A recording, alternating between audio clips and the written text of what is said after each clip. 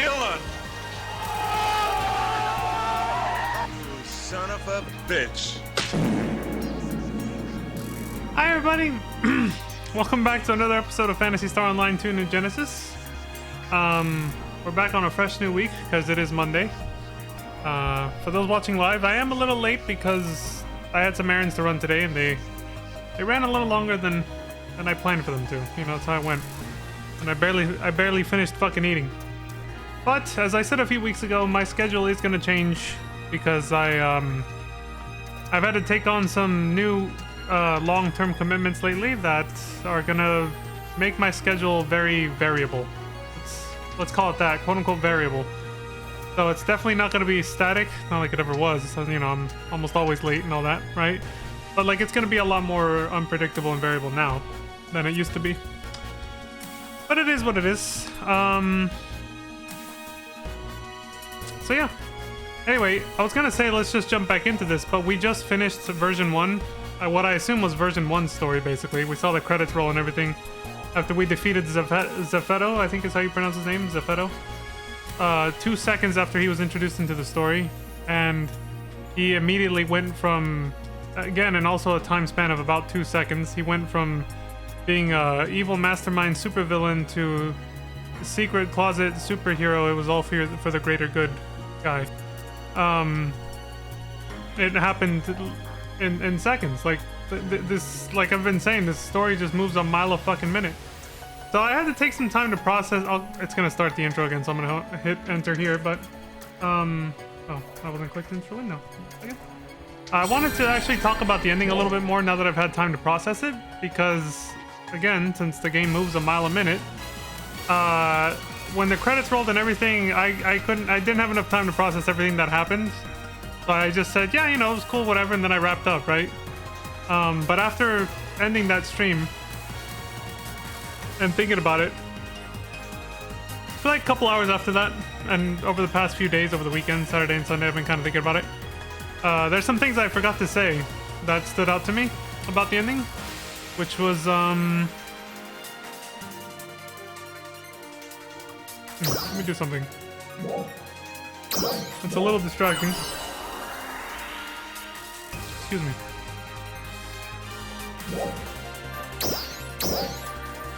Not too much, but there. Let's turn off the music for now. So a couple things that stood out to me about the ending. So I said overall it gave, you know, they seem to have a decent story concept, but it moves way too fast. The storytelling is shit. It's way too fast and vague and just mostly just too fast, basically. And they don't give enough time for character development and for you to even feel anything for the characters or get attached to them, really. It's difficult to when the story moves as fast as it does. It's like a complete afterthought. It might as well almost not even be in the game. It wouldn't change much with how quickly it moves and everything. That being said, the concept itself is pretty cool and I do like it so far. And what I meant by that when I said that last time, just to elaborate, basically, the things I didn't say because I was still trying to process it. I like how it tied into PSO2 Classic. I did say that, but I didn't say how I liked it. The fact that they basically, Zepheto did this whole lore drop and he explained that basically after we defeated the profound darkness at the end of the events of PSO2, Arcs didn't have anything or anyone to fight. There was no threat for the universe anymore because the profound darkness and all of the false spawn eventually just all that disappeared. They saved the universe permanently, so there was nothing left to fight. So they went into an era of peace for about 500 years, I think he said. They went into an era of peace that lasted 500 years, and even though he didn't say it, he implied, well, he didn't imply, I think it's kind of implied based on what he said of what happened after this, that they never discovered the secret to immortality, eternal life, or just extending lifespans longer than usual. And obviously the main cast died off, and the next generation of Arcs didn't know how to fight and lost all their abilities and powers over time because of the fact that they were now living in an era of peace where it wasn't necessary to fight anymore. And they just became basically super complacent and unable to fight. They became defenseless. And then out of nowhere, after our main cast, long after our main cast probably died of old age because they never figured out how to extend their lifespans or live forever for some reason, You'd think with the level of technology and science that they have, they would be able to do that, right? But so after our main cast died off, well into the 500 years of peace that ensued after the Profound Darkness's defeat, this new threat came out of nowhere called the Starless. That's what Zepheto called them. And they just swept the fucking floor with the arcs because they didn't even remember how to fight anymore, basically. They lost their affinity to photons and everything else. That's the source of their power. They lost all that, so they just didn't have the power to fight back against the Starless, wherever the hell they came from. Zepheto implied that they just appeared out of some other dimension or something. They just came out of nowhere. So it's not like Dark Falls or Fall Spawn anymore. It's just these things called the Starless. So then after that, he said, so I like that. That's what I was going to say, is I like how they tied it in that way, right? They gave us kind of a little bit of closure and a bit of follow-up to what happened after the events of PSO2 Classic. It's kind of sad. And I also wanted to comment that I think it was kind of foreshadowed a little bit because they were obviously working on this game at the same time that episode 6, the final episode of PSO2, came out. They obviously already had the story concept kind of in their mind. Because there was some hints dropped about this in PSO2 Classic during the last few scenes when we were wrapping things up after saving the world. Like one of the characters, there was one or two of the characters that said something about the fact that they have to try to find a way to keep training and keep their battle abilities up because you never know when something else is going to come along, They said, I know it sounds weird because we literally just defeated the Profound Darkness and the Fall Spawn are all going to disappear and there's literally going to be nothing left to be a threat to anyone anymore. So it seems kind of pointless, but you never know. So you should keep, honing your skills and training and all that stuff. There was one or two characters that said or implied something like that during those final few scenes of episode 6.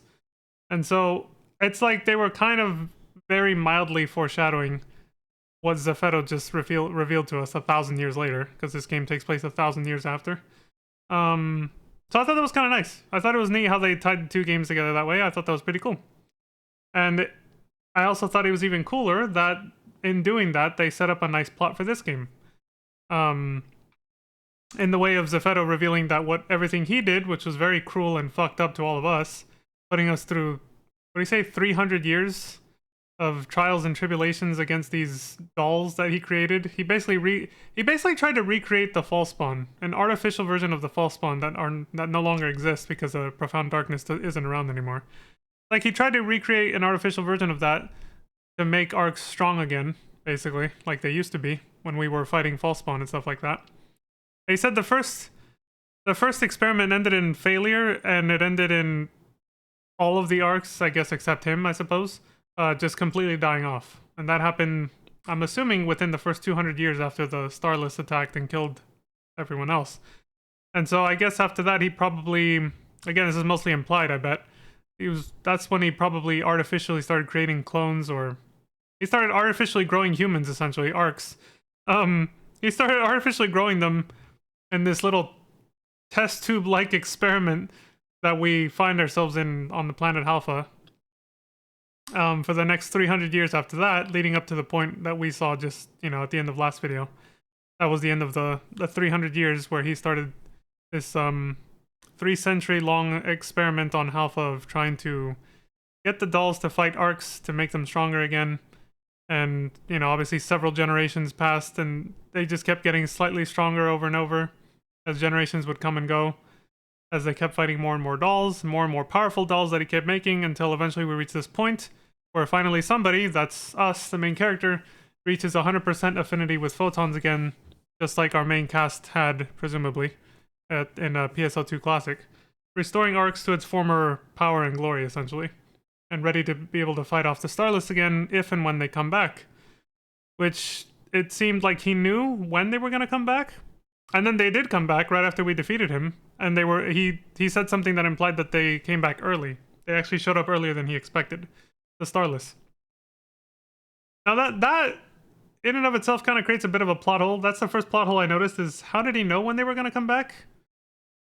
Because maybe I missed something because the story moves so fucking fast, but like, he had said that they just vanished into thin air like they never existed in the first place after they killed off a lot of the arcs and destroyed a lot of shit, right? They just vanished. But then somehow he knew when they were going to come back, though. But I thought somewhere he'd also said he was trying to prepare arcs for when they come back because he didn't know when they would. It almost sounded like he contradicted himself, but I might have just misheard some shit because the plot was just moving way too insanely fast, as I said. So this is what I caught of it, basically. And that's basically what we're recapping here right as we go into the next episode, which I assume is the beginning of version 2 for NGS. I don't know, I'm just guessing. I'm still not looking up any like patch notes and stuff like that because I'm trying to avoid spoilers until we're fully caught up with everything. But I'm guessing this is going to be the beginning of version 2 after we defeated Zephetto and saw the credits roll and everything. Now, that's pretty much it. We're just going to jump back into the game now, but I just wanted to recap the story. Give a few of my thoughts on it, as I said, after the ending we saw last time. And that's pretty much it. As I like the tie-in with PSO2.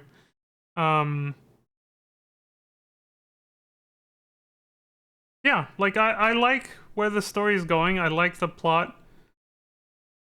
But my only gripe continues to be that it's moving too fast. That's pretty much it. And that's pretty much what I said at the end of last video too.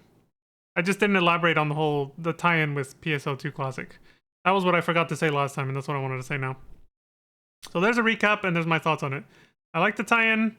It's just, the plot's still just moving too fucking fast. And yeah, I wanted to make a joke about the fact that, it seems like, Arcs never discovered the technology to keep people alive forever, because I assume if Matoy and your own main character, I was gonna say Leon, but everybody has a different main character. It's whoever you're playing as, right? You, the player. If your player character, Matoy, and all the other characters had stuck around, maybe they would have been able to fend off the Starless, but obviously, the writing for the story was, implied that just like here in real life, people die of old age, generations come and go, and that cycle still continues even in a futuristic sci-fi setting like this, with high-tech shit. And so they obviously, it was implied that they died off a long time ago, way before the Starless showed up. The Starless showed up 500 years later, so yeah, tons of generations came and went. Well, maybe not tons, but several generations came and went by that point, and our main cast from PSO2 Classic was long gone before the Starless attacked. And then yeah, now we're here.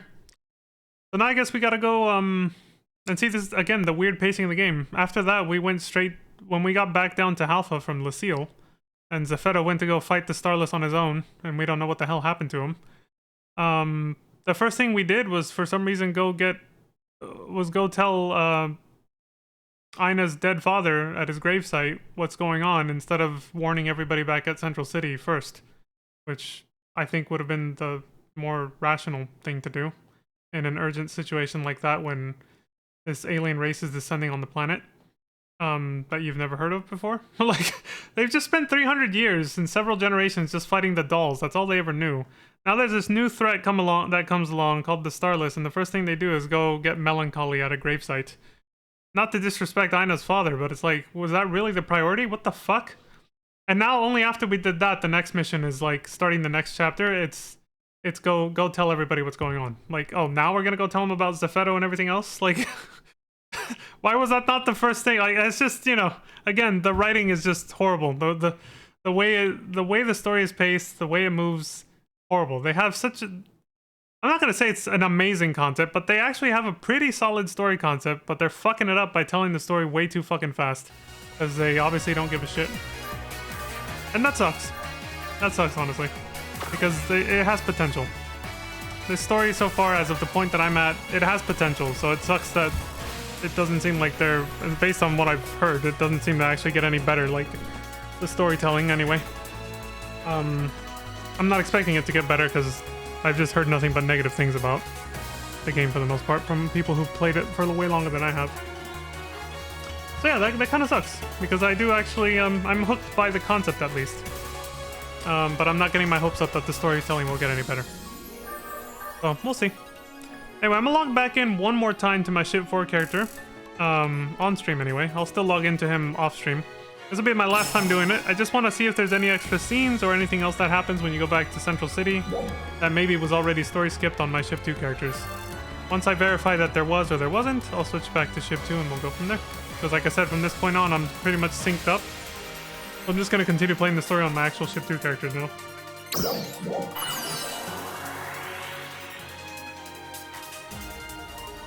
So yeah, everything before this point, for those watching on YouTube, I could have included this at the end of the last video, but I was still just too like dumbfounded by how quickly the story moved. Way too much shit happened way too quickly. I didn't have enough time to process it, so I just kind of was like, yeah, story good, storytelling bad, bye, and I just fucking signed off. And that was pretty much it, dude. That's all I could do. That's all I could do at the end of the last video, man. It's just... It moves too fucking fast.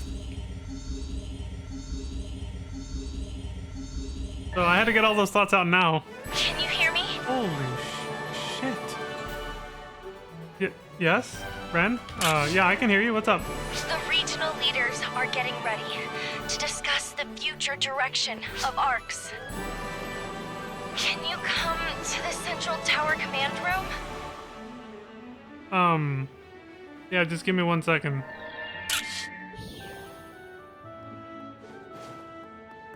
Oh, she's running away. Anyway, what did she say? Oh yeah, right, we gotta go talk to the people, Yeah, this is the next chapter, chapter 6. So this starts a new... Well, this pretty much starts a new story arc revolving around the Starless, I'm guessing. I mean, the way Zeffetto introduced it. And the way that he introduced it and they threw it in there at the last second just feels like... Like they just wanted to get that cliffhanger out there because they knew they were wrapping up that story arc. So I guess the whole thing with the dolls is now over. But Zeffetto just kind of, again, he just kind of disappeared to go fight the Starless on his own. So what's going to happen to the remaining dolls? Are they still going to keep attacking us? I guess they're probably going to discuss this there, right? But yeah, it's kind of like, are the remaining dolls going to keep attacking us? While we try to fight off this new threat? Can we reprogram them to help us instead? That'd be nice if we could recreate like a new Dark Falls that actually helps us, you know? Because we kind of destroyed the old one. But Zeffetto didn't leave any instructions though, he just kind of left. I guess we got Faria, we can talk to her. But maybe...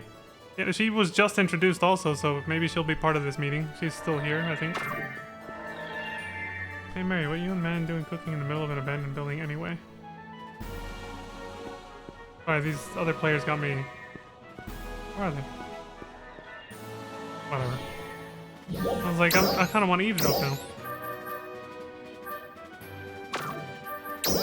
There. Let's not do that though. We gotta get going. Alright, so I guess now we just go to the command room. So we're officially... that's it then. What we just saw Ran say, that's the only thing we missed at the end of last stream. Because this is the exact mission that I'm... Or... Quest? Task? Whatever. That I'm currently in the middle of, quote unquote, on ship 2. So I'll just switch back now. Do I have anything to do here? Oh, the treasure scratches. Okay.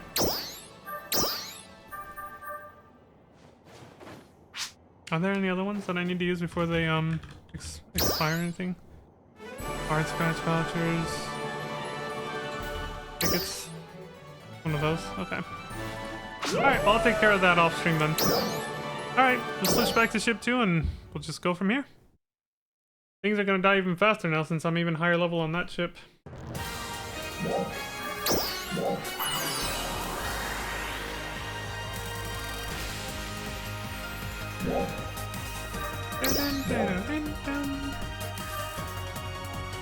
He's pulling his car out!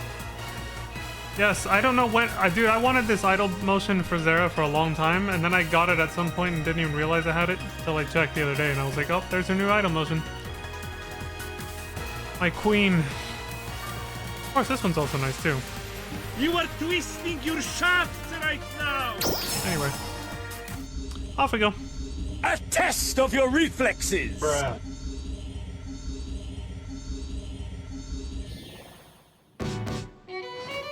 Yeah, here I got my fancy weapon skins, too.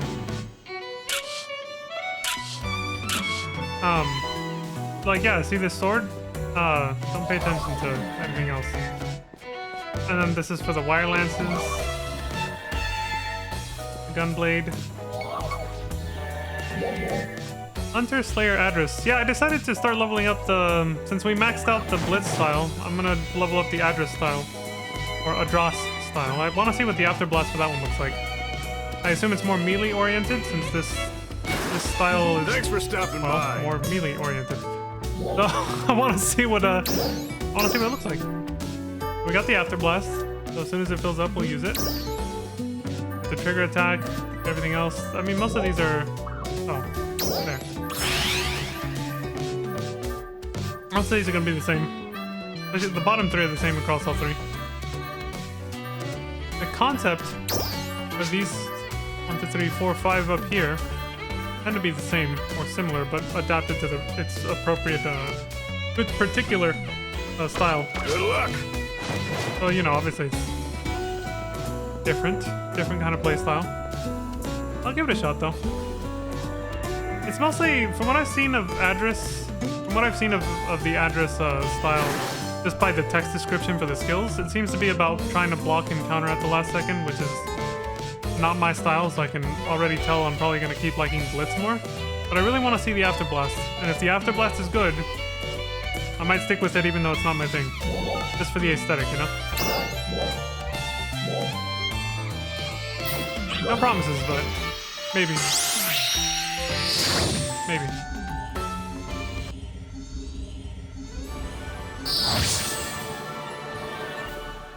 Who this?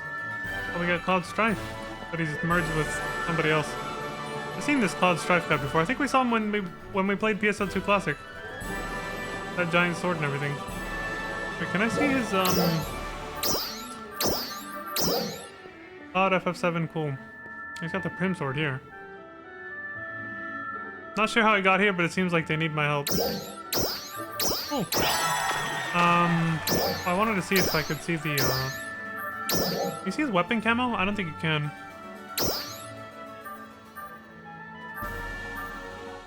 No.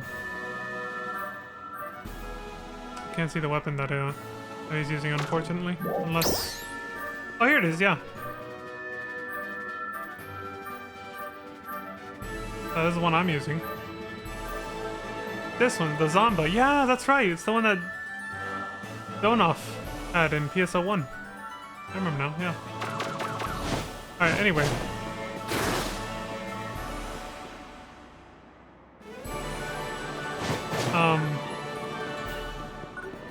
To the command room.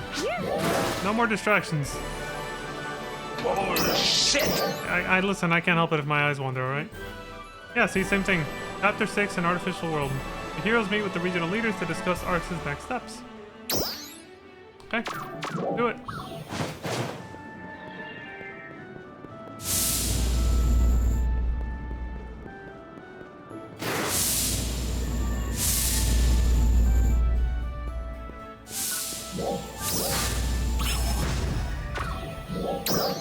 I thought so, I forgot to do some inventory management.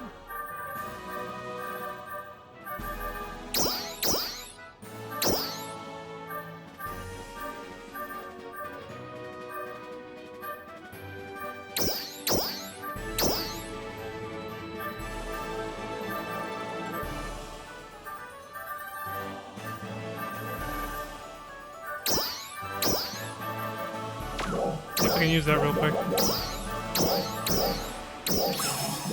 There we go.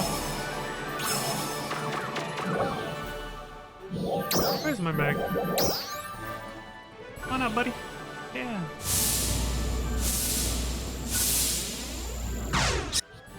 Alright, hit me.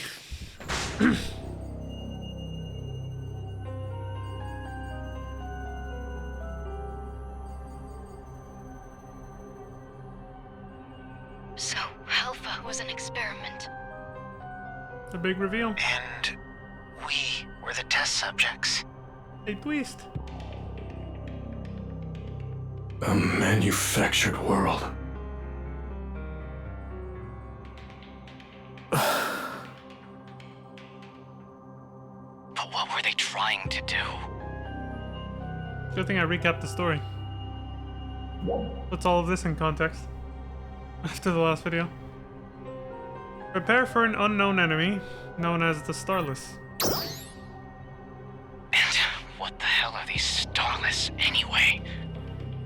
They're How could I said to know? have driven humans to the brink of extinction 500 years ago. To have killed 700 billion people. Holy shit. 700 billion people. We're supposed to believe that. Believe it or not, you don't run hundreds of years of experiments for the fun of it. I guess you wouldn't, yeah. Very true. And that's reason enough to have a serious talk about this. The first step would be to assess what kind of threat these Starless pose to us. You have encountered these Starless, have you not? Not really, I just saw them from far away. Yeah, we never actually fought with them. Yep. All of a sudden, there were like a zillion of them, and Zephedo took off running, but I have no idea what happened after that. If Zephedo created the dolls as some kind of ARC's training system, then that would mean the Starless are an even greater threat than Dark Falls. Yeah, stands to reason. Right. But even if they are, we have no idea when they might show up again. It could be tomorrow, or hundreds of years from now. There are too many unknowns. I suggest we focus on a threat we can do something about. You mean the dolls? The ones that are left, yeah. Are they? These are both good answer choices. Are they still being produced? So it seems. Shouldn't there be some way to stop them? In Lucille, at least? I would check Sarah. All the Resurgent ARC's operatives in there escaped at the same time you did. According to them, they claim to have seen a doll's production facility in Lucille's core. Why are we waiting?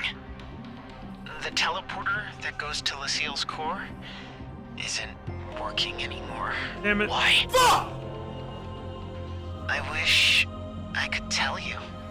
It could have something to do with the Starless, or maybe Zephedo did something. Damn it. Okay, well that answers After my all first we've question. done, nothing has changed. The dolls are gonna We sacrificed so much for nothing. they're gonna continue being a threat, basically. I'm just gonna say that isn't true. I hardly know Glenn. The Then movie you tell me what we've gained. story moves too fast.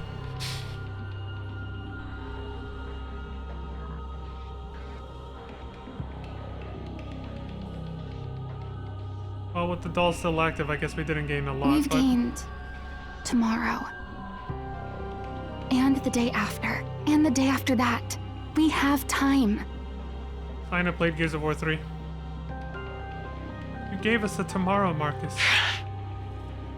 Basically. Yeah, she's not wrong though. She's not wrong. Ina's right. There's a lot we can still accomplish. One day at a time. Ilma, I need you to get that teleporter functioning again. Whatever it takes. You got it. And there have got to be other ways to get to Lucille and to stop the dolls. That would be a good idea, yeah. After all, this is just one big experiment. True. There are Ryuker devices, Trinitas. Might be a chance for us to finally get some answers.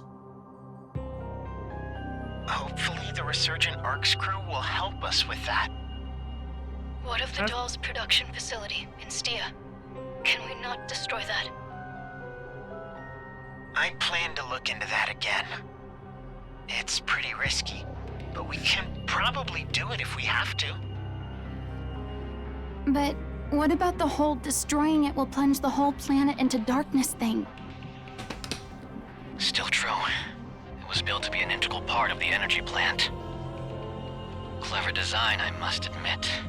Yeah, made sure Worst no case one's fucking with it. scenario, Alpha loses its power source, and dolls keep getting produced. That's too high risk. We can't do that.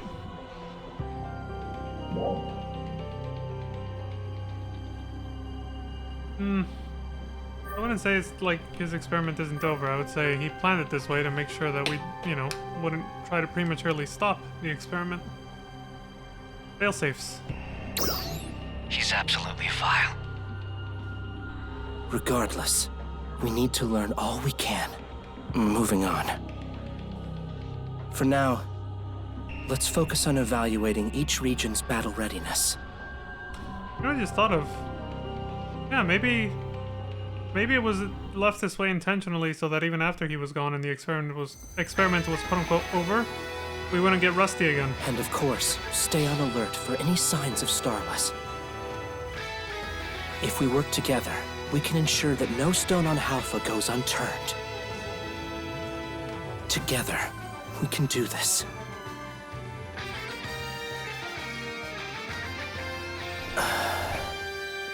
That was a long meeting. Sorry it took so long. Wish I'd been able to see more of it, can honestly. We talk? What's up? Don't you think Manon should have been here for this discussion? Yeah, I was gonna say, where the fuck is she? Manon. Well, she... She's with those resurgent ARCS operatives we mentioned. They're all being kept in custody. I was for like, now. I was about to say, is he about to say the C word, custody? They arrested her, right? Because technically, she is kind of a traitor. She knew all this was going on and didn't tell us. So, are you gonna prosecute her along with the rest of them? She's done nothing wrong. It would just be best if she lay low for a while. Yeah, I've heard that before. Being The euphemistic, resurgent ARCS members are worthy of sympathy, but especially from those who know their situation. Forced to micromanage Halpha like a bunch of robots from the day they were born. born in test tubes too. Never even being taught the difference between right and wrong. Just like us Meteorn. That said, there are still many people who feel a great deal of anger and mistrust toward them. Yeah, that's understandable. And frankly, I can't say I blame them.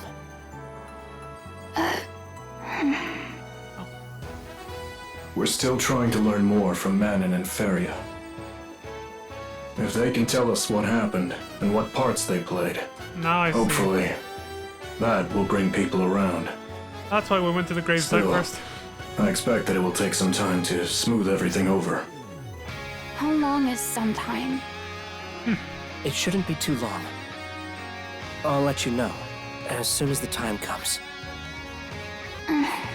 Okay. I'll trust your judgment. Thank you. Does that work for you too? It's a shitty situation, but I get it. Listen, Manon is hurting. Take good care of her, alright? You have my word. Yes? If you don't stop her, Manon will just eat the same thing every day. What's wrong with that? So, do that too. please be sure to give her something healthy to eat. You bet. I'll let her custodian know. Anything else? I think that's all. I mean, if it's healthy, you can just keep Great. eating the same thing. In that case, I'd like to talk about the next steps for the two of you. We'll do whatever we can to help. Right? Thank you. On second thought, we're probably all a little tired of talking for now. And this Really? is a pretty important matter for the two of you. We may want to make sure everything's in order before we begin. I suppose this cutscene has gone on longer than usual. And compared to the average length of other cutscenes, yeah. He's like, dude, I'm not used to talking this much. The writers don't usually give us this many words to say. That's basically what it sounded like to me.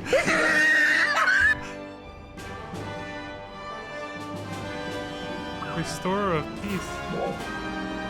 I'm getting all these titles. Crawford says, could you come back a little later? Okay. An artificial world, talk to Crawford and resume the meeting. So they're just giving us a small break, basically. Because, like I said, that was a longer than average cutscene for this game. So they had to give the characters a break. They're not used to using their voices that often, or that long. I get it, I get it.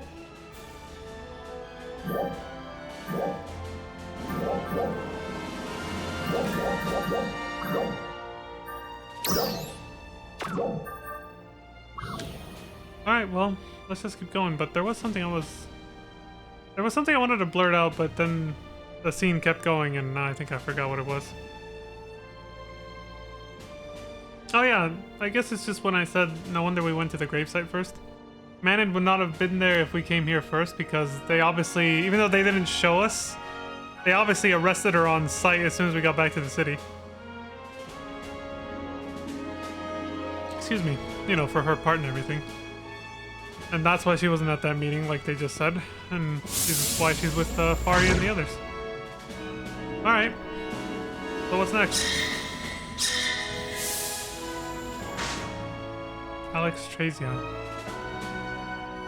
A cool weapon. Oh, I think it's the same tier as the ones I was using from Ratem before reaching level 65 on the ship 4 character. Alright, Crawford. What's up, dude? Crawford says, are we ready? Now, before we return to the matter at hand, let's go over some general things. Is there anything you would like to know more about?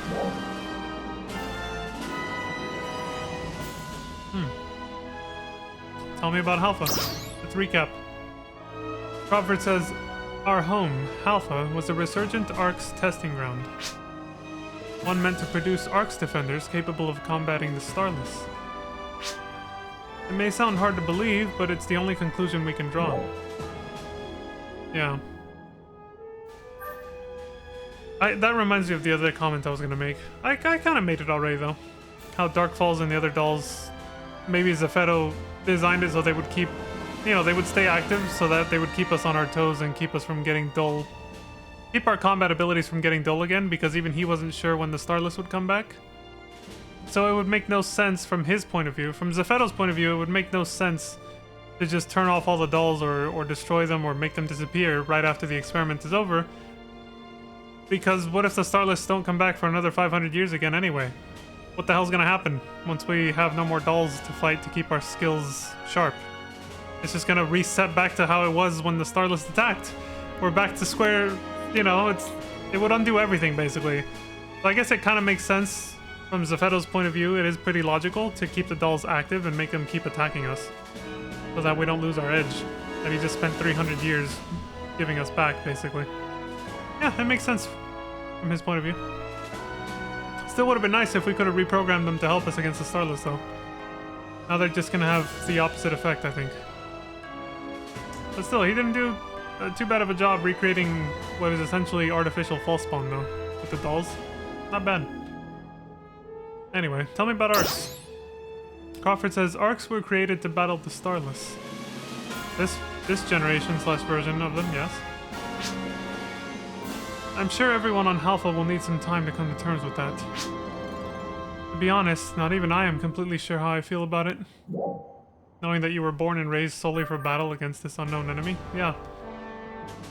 Oh, that's right, I made a joke about that last stream and I never elaborated on it. I was like, what if that's what's happening in real life?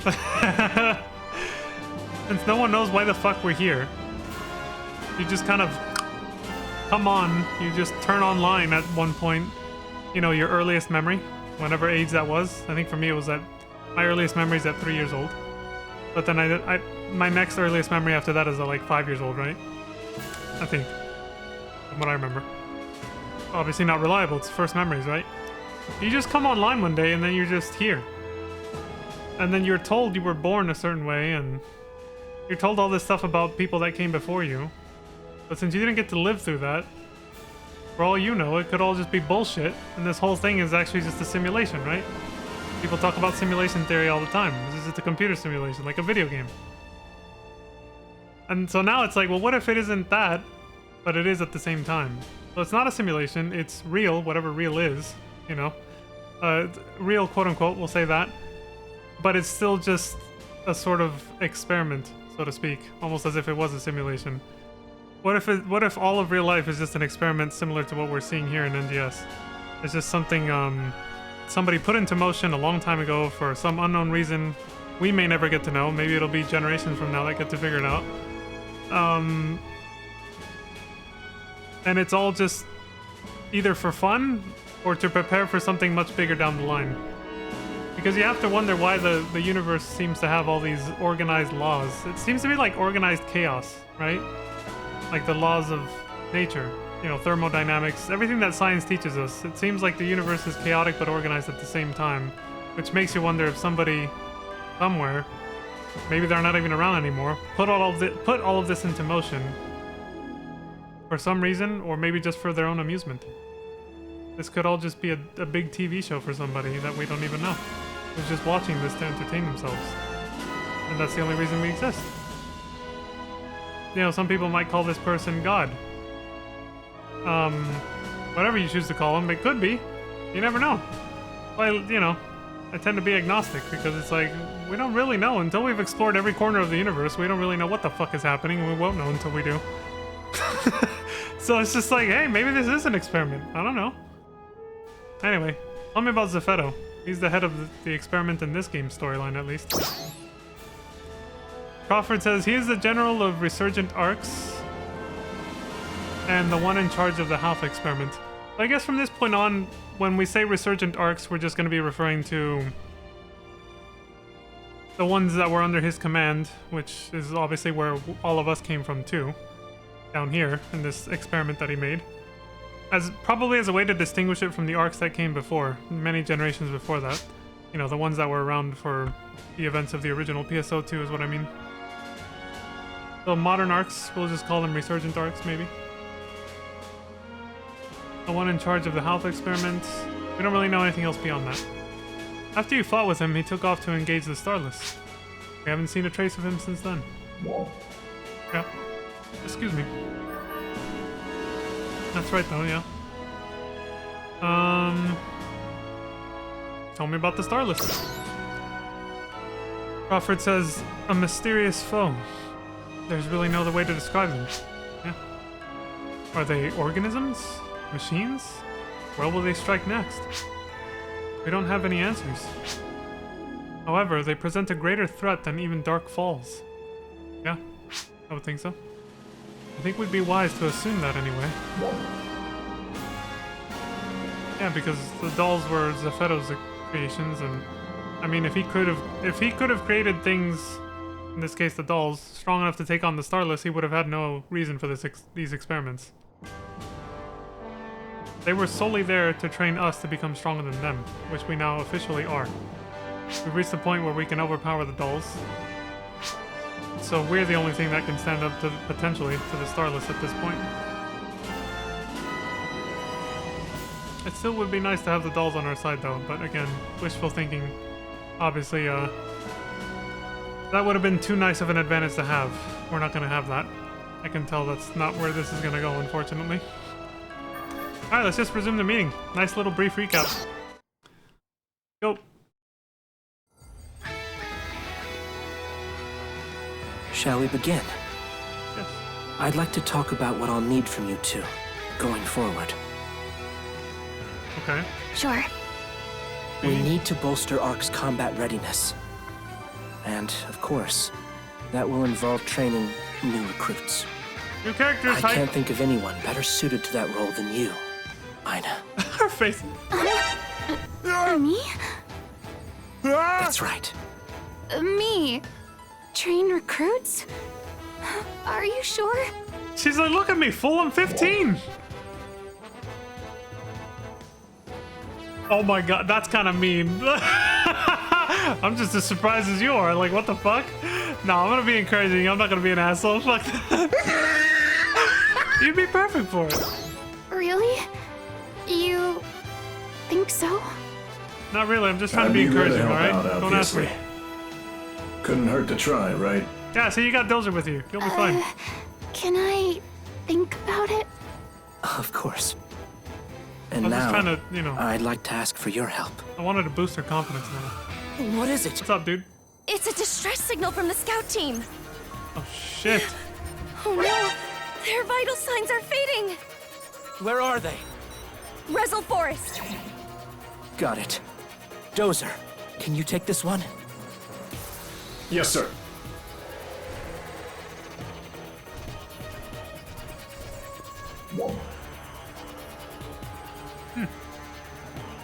Interesting second choice. Let me go with that one. I know, let's go. Right. Good call. I'm counting on you two. Right on.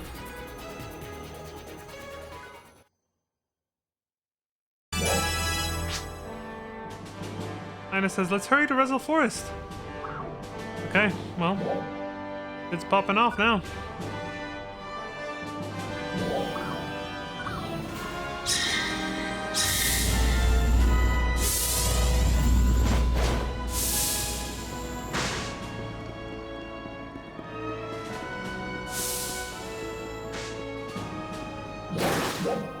Why not just teleport though? Let's see where we have to go first. Then I'll teleport.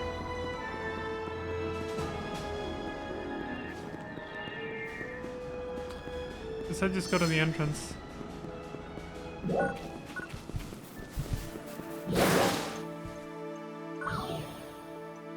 Ah, fuck.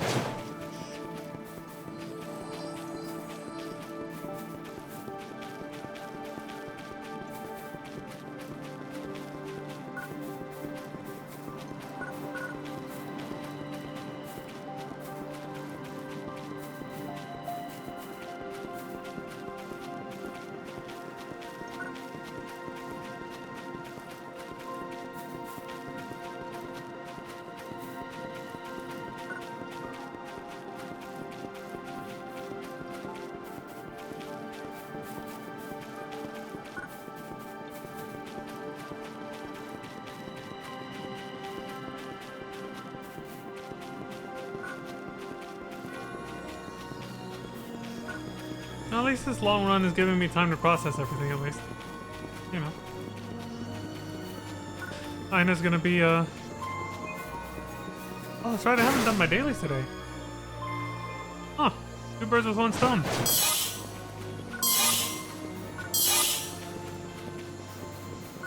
I was also gonna start this stream with that too, but then I was like, but since we started, you know, since I started the stream late, I was like, I better, you know, I'll save that for later, I'll stream later. Well, I got that one out of the way now. What's waiting for us? Are you ready? I guess we're gonna find out. Good thing I didn't teleport, it was further back. A mysterious hostile force. Enemy level 70. 3119 battle power, no problem, I'm almost at 5,000. After receiving an urgent request from the scout team, the heroes head to Rezel Forest.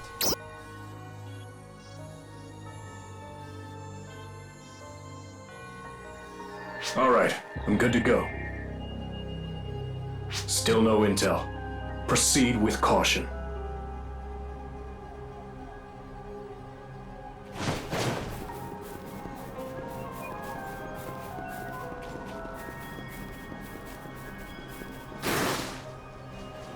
I suppose proceeding with caution means not running like that. Taking it nice and slow. Killers are in here.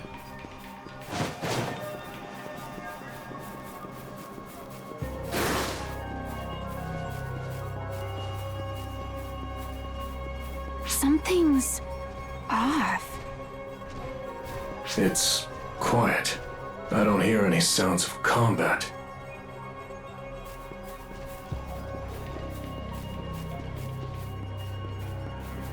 I don't come in here that often. Is this normal? This little... These glowing lights? Is this part of Rezel Forest's little atmosphere? Not familiar with the place. We only came here like one time.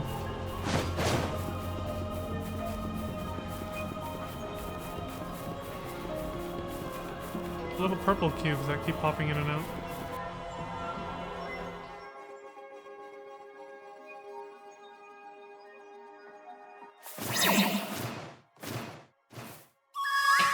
R2D2. Sir, I've obtained the scout team's combat logs. What do you got? What happened? I'm not exactly sure. Well, what do we know? I've lost vitals on all squad members that sent the distress signal. I've also lost contact with the squad approaching from the other side. That Whoa. doesn't sound good. That just leaves us. Number of enemies. Unknown. I see.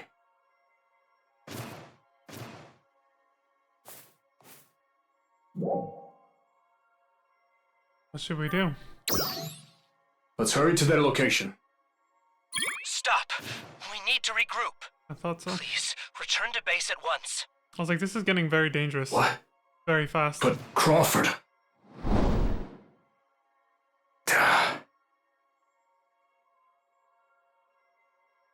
Understood. All right, heading back. We can't rush into this blindly after what happened to them. Oh! Fuck! Oh shit! Dude, he just got fucked up! What the fuck are you? What are these things? That's what I just asked. Well, they're not dolls.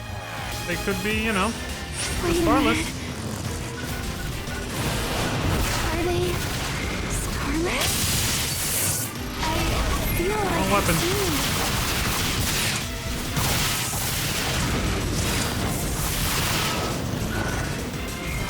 I feel like I've seen them before, she said. Making this easy. New enemy reading. Numbers unknown. Are you serious?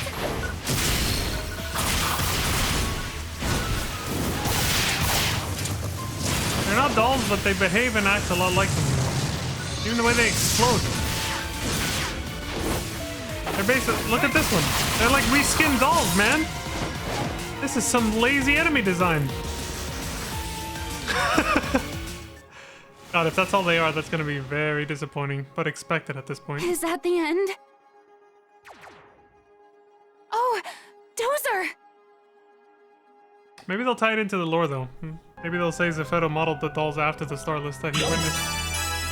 That would actually make sense, and would actually be a decent excuse. Still just a reskin, though. Even if that is the excuse. Or even if that is the reason. Jesus, what the hell? What is this? Where's this coming from? Leon's EX style reached level 4. Holy shit, it leveled up 3 times. It's because it's very low level. That's why I switched over to address. That's from this. So that it's,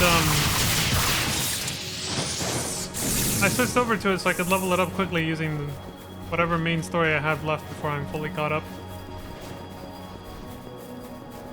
You know. I'm hoping to at least be able to have Address and Blitz maxed out. If I'm bored off stream, I'll grind for the other one, maybe.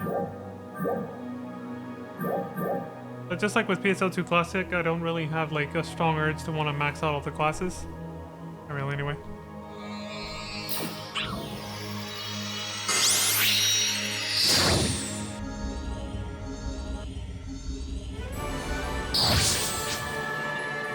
Rand says, Leon, can you hear me? You now have access to a new support feature that will broaden Arx's combat capabilities. Give it a try. Tech Arts customization. Oh, finally got that, okay. Tech Arts customization allows you to change the behavior of photon art and technique actions. You can bind, remove, and enhance customized effects at the class counter. Each action has different customized effects, and you can create them by spending the required enema set and material items. Customized effects have levels associated with them, with higher levels conferring better bonuses or mitigated drawbacks. Bind your customized effects to actions to use them. You can always make changes at the class counter, so feel free to select the best effects for the situation. Sounds a little too complicated for me right now, but sure, thanks.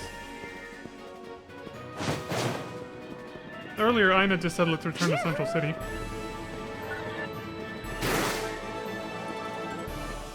Thanks for stopping by. There it is.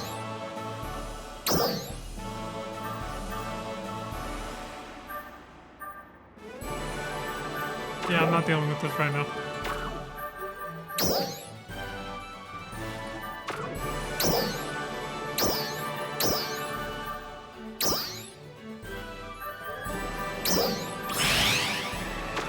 Come by anytime, okay?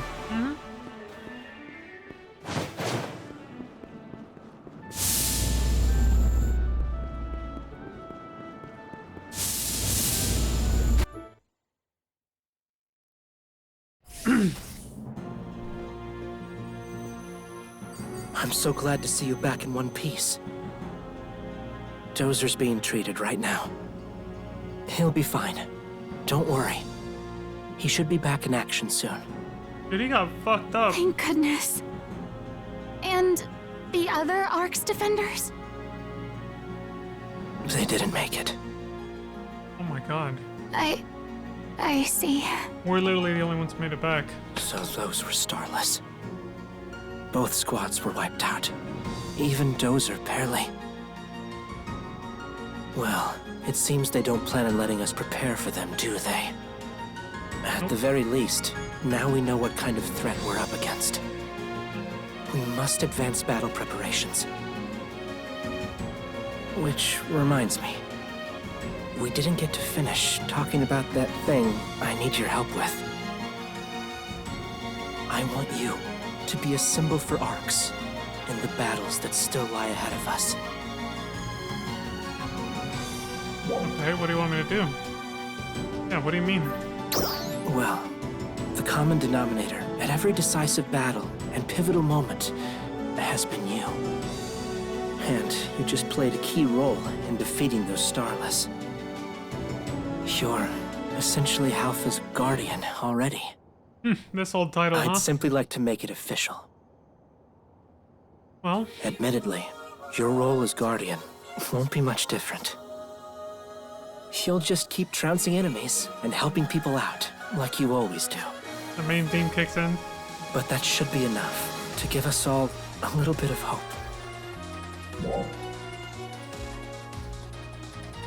So pretty much just a new title. Wink wink, because it's obviously a reference to PSO2 Classic when we got the same title there. Trust me, a title goes a long way. Okay. Of course, I know that this is no small request, but I would be truly honored if you would accept. I won't let you down. Thank you. It means a lot. Dylan! Now, I have some work to attend to. I'll contact you about your next mission later. We still have a lot to do for that tomorrow Ina spoke of.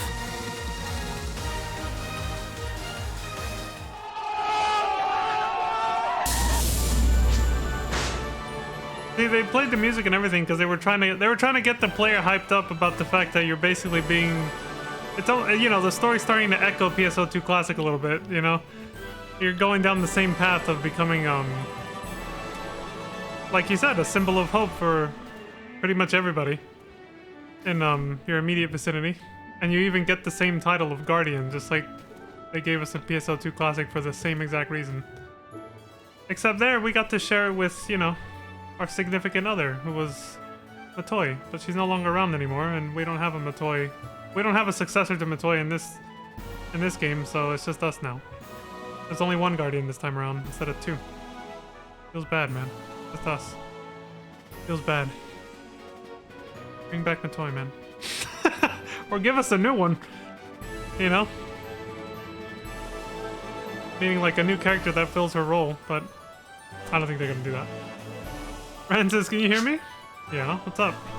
Crawford has something to tell everyone. Please assemble in front of the Central City Monitor. Alright. Oh, hold on. We got new, yeah. We got new mini-episodes. There's one for Ina here in the city called Chapter 6, Lacelians. Lacelians! Sorry, I said it wrong because I was thinking of Sicilians. Because I was remembering a scene from Grand Theft Auto. From a Grand Theft Auto game. The Sicilians! From, Liberty City Stories, I believe. Yeah, we got a bunch of new mini-episodes. Alright, well, I'm probably gonna be forced to watch this first as soon as I walk out. But I guess we'll go check those out afterwards.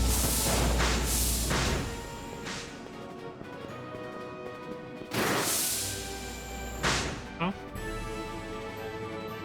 Oh, nothing happened. Oh, it means go, okay, go over there to that live monitor, okay. Alright, let's wrap up this mission, I guess, and then Go check out the mini episodes.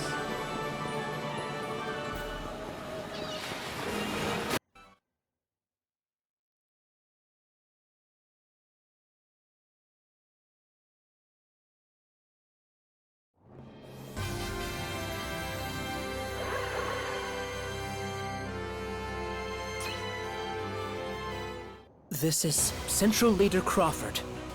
I ask you to lend me your ears. I'm here today to warn you of an imminent threat. Lucille, resurgent arcs. The things we've learned about recently have no doubt come as a major shock to everyone. Though Dark Falls has been defeated, our war against the dolls rages on. And now a new enemy has appeared. The Starless. We recently crossed swords with a Starless vanguard and managed to emerge victorious. Thanks to the same brave warriors who defeated Dark Falls. Though we are faced with new unknowns, we have nothing to fear. This threat, we can overcome if we stand together and finally restore peace to Halpha. By together, I don't mean only Aelio, Ritem, Kavaris, and Stia. We will also need to work alongside our new resurgent Arcs allies.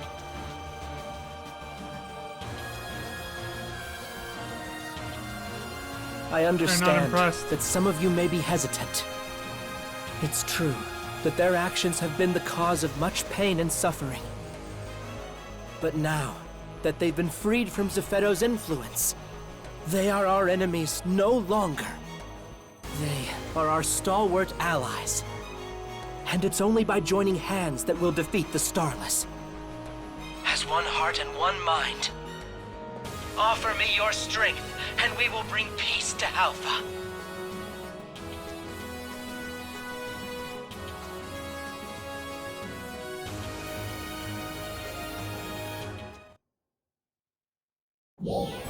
Can you hear me? Crawford would like to speak with you. Please come to the Central Tower command room as soon as possible.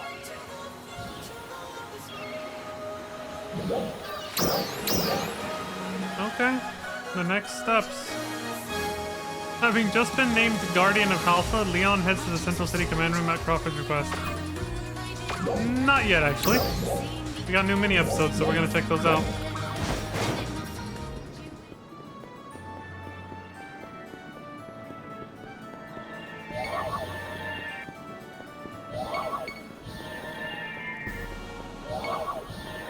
Big ass sword.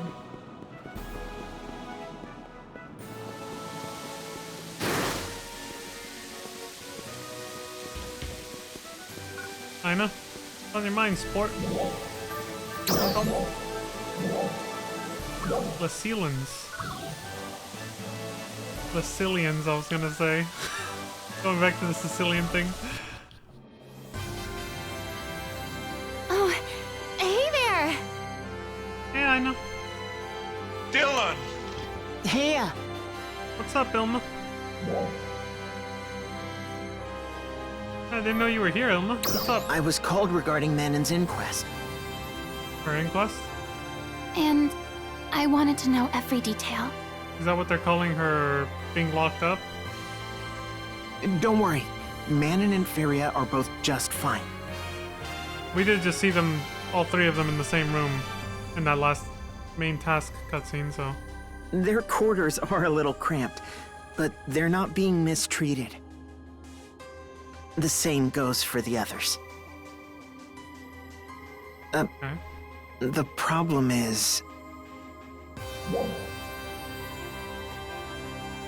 Is the inquest not going well? You could say that. So far, it's rough going. They all played a role at Lucille, but each one had different responsibilities. And the data's inconsistent, so it's tough to present a comprehensive case. But what's even harder than that is trying to get on the same page with them. What do you mean? Like, Like when we say, tell us about Lucille, or something, for example. They start going into detail about its construction and its specs and stuff like that. You have to be specific. Okay, so it's kind of like you're talking to AI. You gotta make sure to be very specific about what you're asking about. It's almost like trying to talk to a data mainframe or something. I called it. 2 seconds before he said it. Yeah, it's like talking to a computer. You need to be very specific about what you're asking if you want the right answer. Manon was like that at first, too. And then she eventually figured out the nuance in conversation, right? She'd just reply with the bare minimum.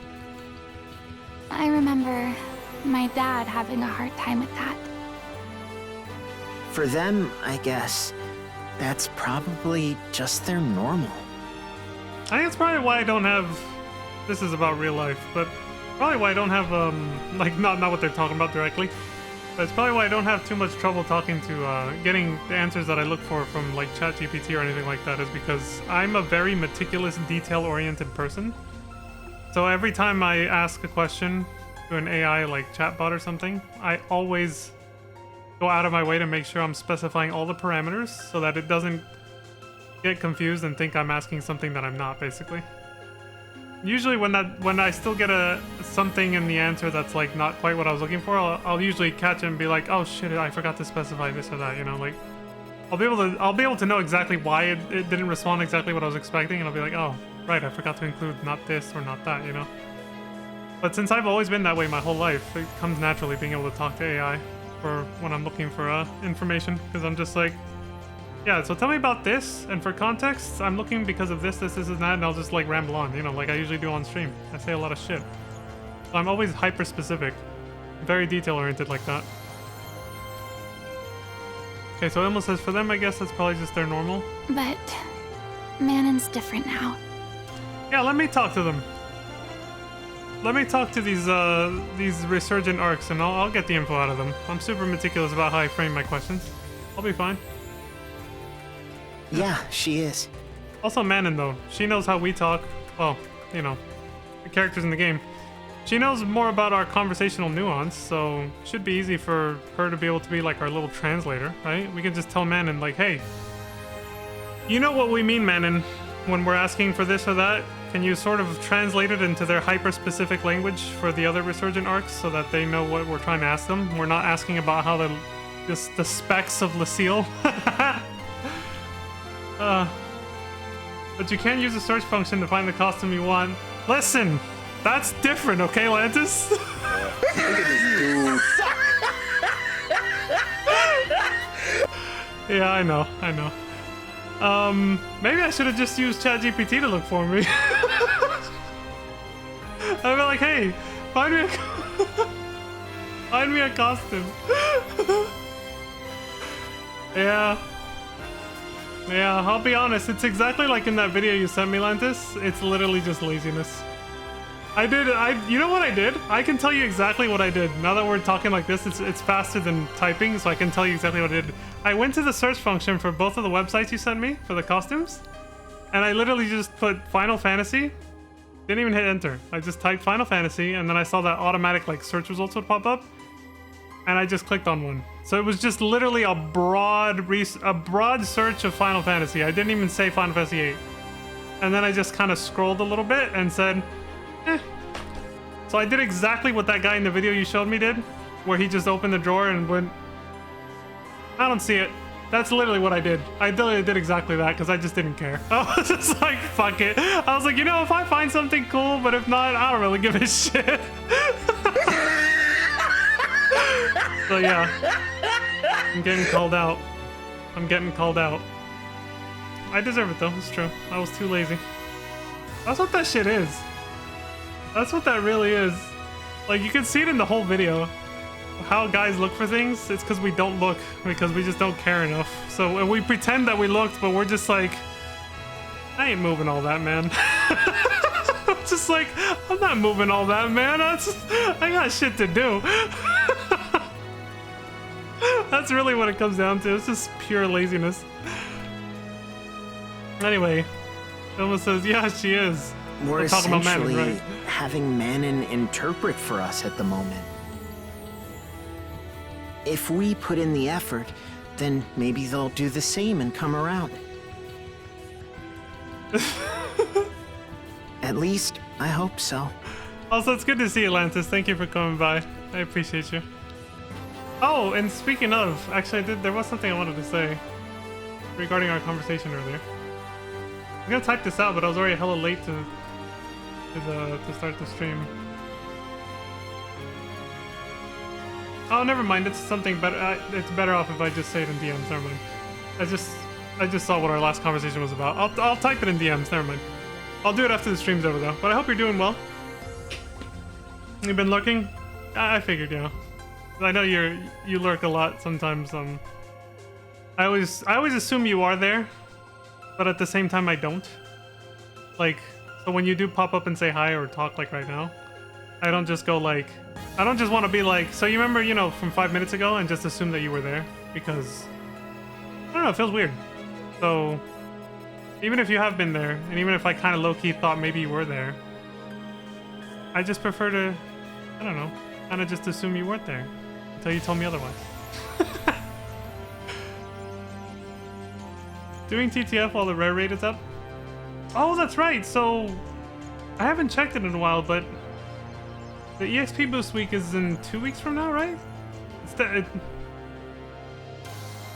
Or is it already next week? No, Rare Monster is the last week before EXP, right? Yeah, it shouldn't be for another week, I believe. Oh, and on that note, we've decided to start calling them Lacelans. Lacelans instead of Resurgent Arcs? Okay. Plus of a mouthful. Lacelans? They're not our enemies anymore. Resurgent Arcs is just too loaded, you know? We had to change it. Makes sense. Lacelan. She also likes it because it sounds a little bit cuter, which, or at least, I'm assuming that because it sounds a little bit cuter to me anyway. What's up with these low-resolution chairs over here? Yeah, I like it.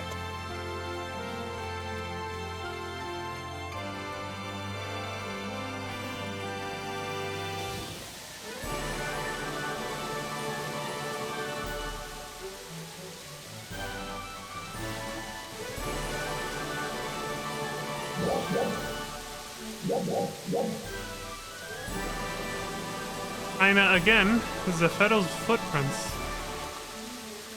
Let's go see what that's about.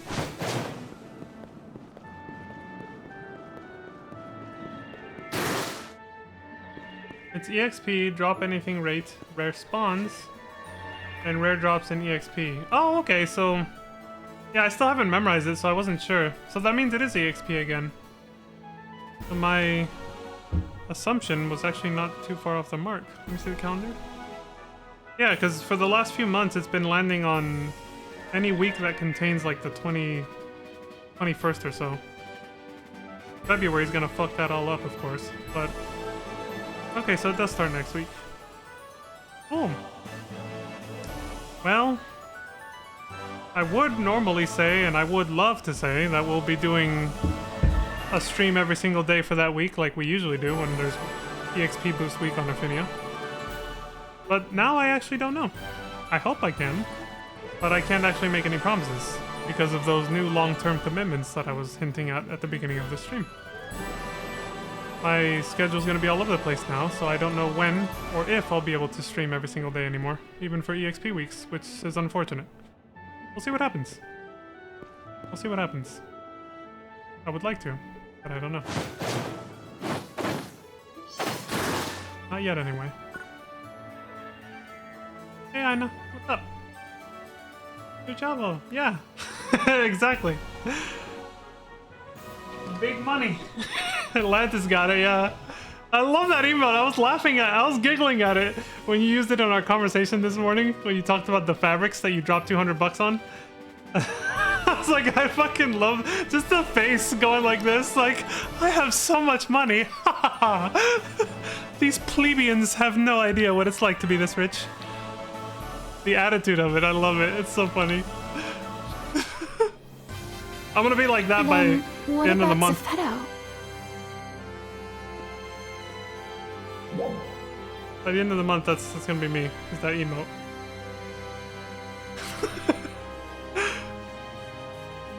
What are you two talking about? Sound like Zephedo, but We were just talking about Zephedo. And about what exactly he did on Helfa. okay. We thought it might give us some sort of hint for dealing with the Starless. We've pieced together a lot from what we've learned from the Lycilans.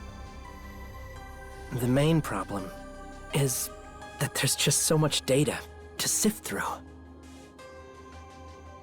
It's 500 years worth, after all. And most of that data no longer exists on Halpha. Yeah. That figures. Has he really been active for that long? The data really leaves no doubt. So he found a way to extend lifespans dramatically. Unfortunately, it doesn't... Again, there's no confirmation, but they basically implied it. Unfortunately, they didn't find a way to extend lifespans back when our original PSO2 cast was around, or they'd still be around. And maybe the Starless wouldn't have, you know, killed everybody so easily. I mean, I would... Unless the Starless are incredibly powerful, I would find it hard to believe that they would just be able to defeat the main cast of the previous game that easily, after everything they went through. So that's why I'm assuming, you know, the usual cycle of life. They died of old age, and then nobody was around to save everybody anymore. But Zephedo found a way to live forever. He's been around for 500 years, apparently. But one thing we've learned is that Zephedo wasn't always a cast. I figured. The easiest way to live forever is to turn yourself into a robot that can replace your parts. But then that also creates the plot hole about, well, how come some of the cast from the original game aren't still around then either? Why did they imply that they get old too? Wasn't two of the main characters in PSO2 Classic were casts that were complaining about getting old? This shit has plot holes, man. That first pay is so sweet. Yes, it is. The first thing you do is you go blow it all on fast food binging or alcohol, depending on whatever your vice is. Mine is more food. I've never been a big alcohol person.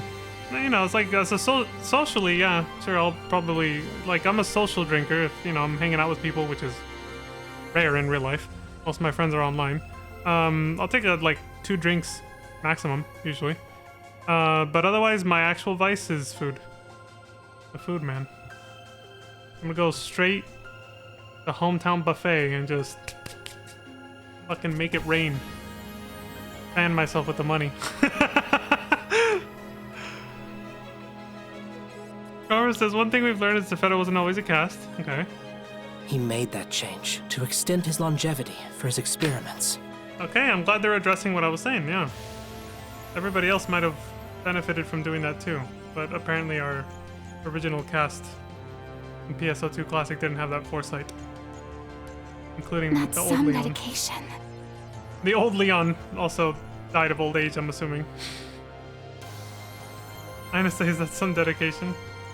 What if you had a couple kids with Matoi? I guess we're gonna have to look up some fan fictions to see what other people might have imagined their character doing with Matoi after that story ended. Yes, he was entirely committed to his work. Really? In the beginning, it looks like he did try to keep the Halpha experiments safe, but he wasn't getting the results he was looking for. When he So he went all developed the in. dolls, the experiments became something more like real warfare. The gloves came off. A big turning point for that was when he introduced Dark Falls. It basically became survival of the fittest. Defenders who survived saw tremendous spikes in their photon power. Yeah. And so, that's why we were forced to fight against Dark Falls too. I honestly could never forgive what Zephedo has done. But I can understand why he did it. Welcome to As the world of Aelio's Grey. leader, I understand doing whatever it takes. I feel the same about the people of Aelio. Of course, I would never take things as far as he did. I heard that he said his wish had been fulfilled. Yeah, he was happy before he went off to kamikaze on his kamikaze flight against the Starless. Yeah. If that's true, it means we can beat the Starless. At least that's what he thinks. He thinks we're powerful enough now to do it. At least I hope so. Yeah, exactly. There's a caveat there. We don't actually know. We just know that Zephedo thinks so. But we have to, regardless of that, we have to believe that we can too. Otherwise, we've already lost. We must always fight to win. And you can't believe you've lost before the fight even starts. And I just quoted 2 different video games by saying that, by the way. It's not like I'm just, you know, coming up with these words of wisdom on my own. What do you think who do you think I am? Like, are you kidding me? I quoted Mark from Resident Evil Outbreak at the end of the first scenario, if you beat it as him, which is a scenario called Outbreak, the first chapter. He says we must always fight to win. And then the other quote was, I think it's Cloud from FF7, the original FF7. At some point he says that.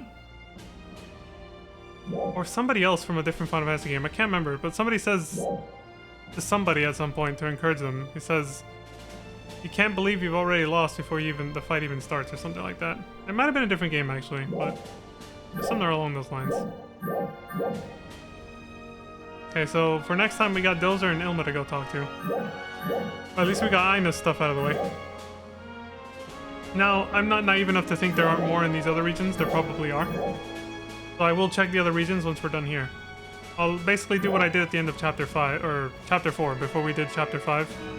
I'll check every region several times over to make sure we're done with all the mini-episodes before we move on with the main quest again. But for now, we're done. Yeah. Time to wrap up here. So, let me just log out and say my usual spiel.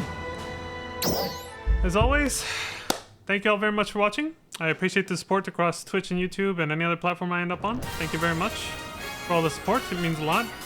Now more than ever. And yeah, thank you all very much. Please, as always, take care of yourselves. Stay safe out there. Look after each other. Don't die. All that good stuff. And until next time, I hope you all have a wonderful morning, afternoon, evening, and good night. And as Lantis herself said, gonna be getting big money soon. That first paycheck is gonna be, you know. And yeah, I hope you all have a wonderful morning, afternoon, evening, and good night. You're welcome for the adventures, Lantis. Thank you for joining me on them. You have a wonderful night as well too, Lantis. Bye! I messaged you on Discord about our conversation earlier. I was gonna say something, but I had to start the stream because it was like almost 6:30. For me, I was like 30 minutes late. But I'll still respond to your last message though. But yeah, bye! Take it easy, everybody. Dylan! You son of a bitch.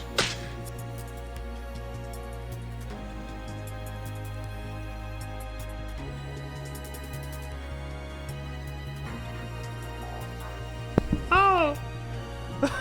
The jinx on the emotes.